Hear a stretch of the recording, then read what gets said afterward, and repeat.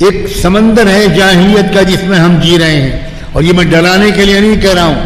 ہم کو تم کو جاہلیت کا مقابلہ کرنا ہے، ہم کو تم کو جاہلیت سے لڑائی کرنی ہے، ہم کو تم کو جاہلیت سے ٹکر لینا ہے، ہم کو تم کو جاہلیت سے چھٹکارا دلوانا ہے، ہم کو تم کو جاہلیت کے سامنے جھکنا نہیں ہے. کہو نا انشاءاللہ. ہلکی آواز میں کہہ رہے ہو. اللہ تعالیٰ تمہارے اندر یہ جذبات پیدا کرے. پہچانو جاہلیت کو. کیسے لڑیں گے جاہلیت سے؟ سب سے پہلے اپنے ایمان کو مضبوط کرو. سب سے پہلے اپنا یقین. اللہ ویسے ہی ہیں جیسے اللہ نے اپنا تذکرہ کیا ہے. اللہ قدیر ہیں، اللہ حلیم ہیں، اللہ علیم ہیں، اللہ خبیر ہیں، اللہ سمیع ہیں، اللہ بصیر ہیں. اللہ دن کو رات سے اور رات کو دن سے نکالتے ہیں. اللہ مردہ کو زندہ سے، زندہ کو مردہ سے نکالتے ہیں. اللہ سخی ہیں، اللہ معاف کرنے والے ہیں. اے اللہ معاف کر دیجئے، ہم سب کو معاف کر دیجئے.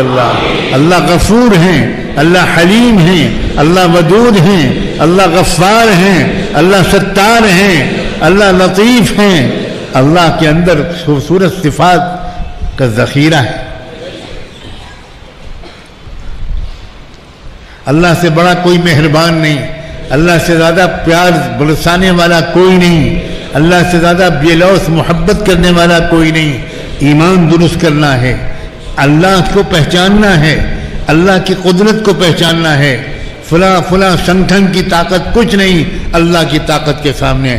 فلاں سرکار کی طاقت کچھ نہیں اللہ کی طاقت کے سامنے. اللہ کی طاقت کے سامنے نہ فرعون کچھ تھا، نہ حامان و شداد کچھ تھا، نہ ابو جہل اور ابو لہب کچھ تھا. آج کے ابو جہل، آج کے ابو لہب، آج کے ظالم، آج کے شرک کے علمبردار بھی اللہ کی طاقت کے سامنے مکڑی کے جالے سے بھی زیادہ کمزور ہیں. ہمیں ڈرنا نہیں ہے، ہمیں بندے ماترم نہیں پڑھنا، ہمیں جے شری رام نہیں کہنا. ہم کو کلمہ پڑھنا ہے، ہم کو توحید پر جینا ہے، ہم کو شرک قبول نہیں کرنا، اپنے بچوں کو شرک نہیں کرنے دینا. ہم کو ایسے اسکولوں میں اپنے بچوں کو نہیں بھیجنا جن بچوں میں، جن اسکولوں میں ہمارے بچوں سے توحید چھینی جا رہی ہو، ایمان چھینا جا رہا ہو. جاہلیت سے کیسے لڑنا ہے یہ سمجھانا چاہ رہا ہوں.